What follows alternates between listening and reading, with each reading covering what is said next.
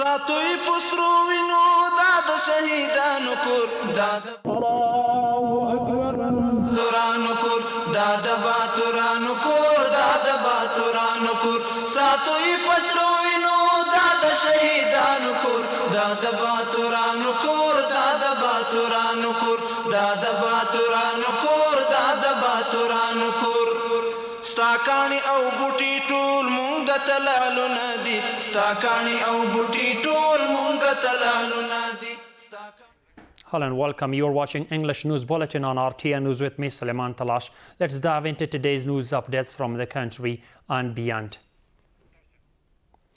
We begin with Maulavi Zabihullah Mujahid, the spokesperson for the Islamic Emirates, says Pakistani militias once again carried out airstrikes last night on civilian homes in the Moghalgai area of Gurbaz district in Khost province. According to Mr. Mujahid, the attack resulted in the martyrdom of 9 children and 1 woman and also destroyed civilians' houses. The spokesperson added that airstrikes were also conducted in Kunar and Paktika provinces, where 4 civilians were injured and 2 residential homes were damaged.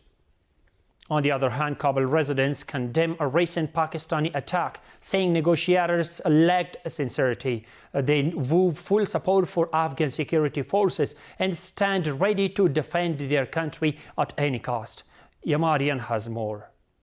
The Pakistani forces launched airstrikes across several Afghan provinces, causing casualties and injuries. Kabul residents say Pakistan's stance is insincere and call for a strong, unified response against the aggressors. If needed, I am ready. Even though I am currently the head of my household, I will give that up and go to war, standing alongside Afghan forces. Even if I get 100 forces, if I don't capture 2 or 3 outposts, I won't consider myself a Kunar resident. But when the time comes, I will settle this with Pakistan. They add that Afghans have always delivered strong, unforgettable responses to invaders and vow to remain unified and isolate against any foreign aggression. The whole world knows Afghans. The entire world is astonished by them. We have defeated 48 states before. We will defeat this one too.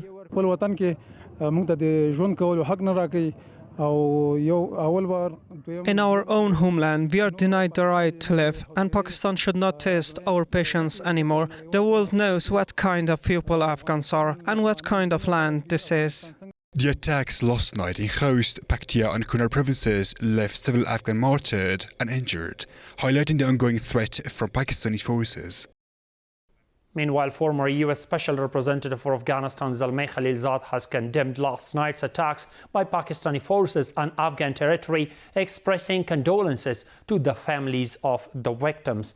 In a post on X, Khalilzad said that targeting civilians and risking a broader conflict is not a solution for either Pakistan or Afghanistan. He added that in the coming days, a Turkish delegation is expected to visit Pakistan and possibly Afghanistan. Khalilzad also noted that a joint monitoring center will be established in Ankara, bringing together representatives from Qatar, Turkey, Afghanistan, and Pakistan. According to him, the center will not only oversee developments, but will also work to address any claims or reports that arise. The Consul General of Turkmenistan met with Sheikh Maulana Islam Jar, the governor of Herat, to discuss expanding trade and transit cooperation and strengthening bilateral economic relations.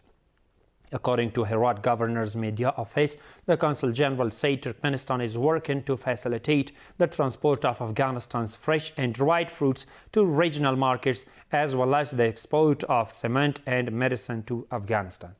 On the other hand, Afghan Minister of Industry and Commerce Nuruddin Azizi announces a breakthrough with India. Afghan businessmen and patients will now receive visas more easily. He also says Afghanistan is secure and open for investment across all sectors.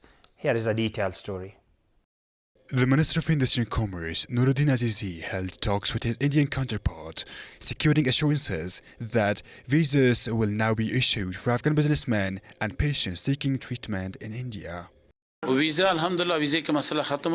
visa issue is resolved. Indian authorities will now issue visas to Afghan businessmen without limits. India has agreed to issue visas more easily for Afghans seeking medical treatment.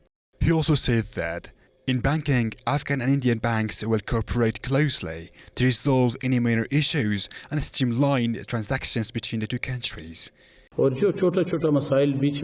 Minor banking issues between India and Afghanistan will be resolved quickly through cooperation between their banks.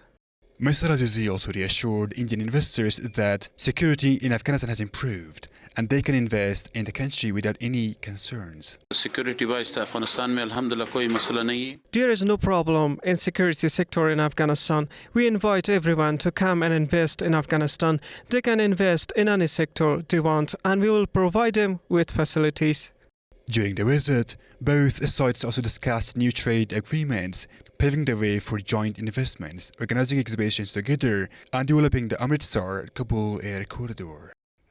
Former ambassador of the Islamic Emirate of Afghanistan to Pakistan, Mullah Abdul Salam Zaif, has strongly condemned last night's attack on a residence home in Gurbaz district of Khost province. In a post on X, Mr. Zaif described the strike as a clear violation of Afghanistan's territorial integrity and an act that resulted in the martyrdom of innocent women, children and civilians. He said the attack reflects Pakistan's helplessness, incompetence and a lack of genuine will for peace, adding that such cowardly actions by the Pakistani military not only fail to bring security or stability but further intensify the ongoing crisis.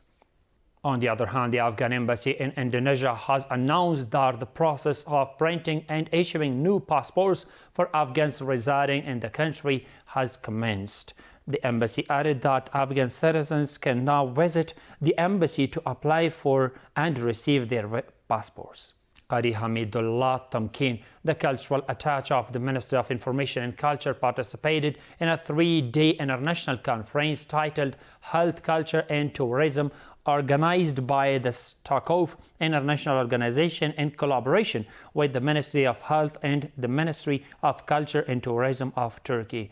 The conference, attended by ambassadors, diplomats and attaches from 32 countries, is set to discuss the expansion of multilateral cooperation, advancements in health system, enhancement of cultural capacities, and the development of the tourism industry.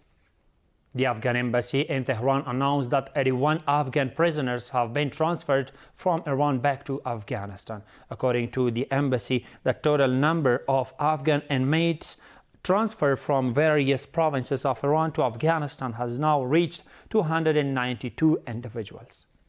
Mufti Abdul Mateen Qani, the spokesperson for the Ministry of Interior, says counter-narcotics police in Khost province have seized more than 8,000 narcotic tablets during several operations. According to the statement, 2 individuals have been arrested in connection with this case and will be handed over to judicial authorities after initial investigations.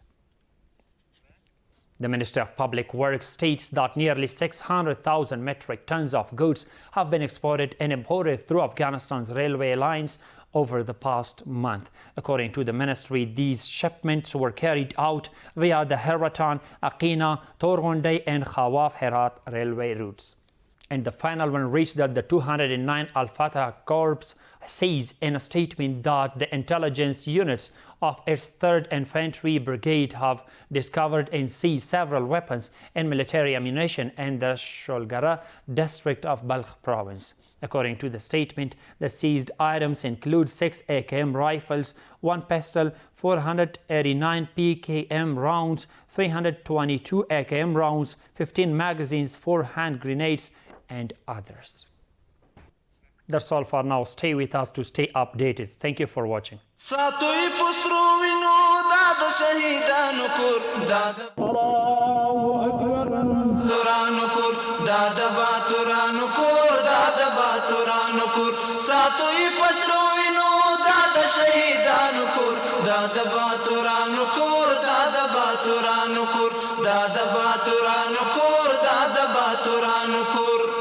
Sta کاڼي او بوټي ټول مونږ ته لالونه دي ستا کاڼي او بوټي ټول مونږ ته لالونه دي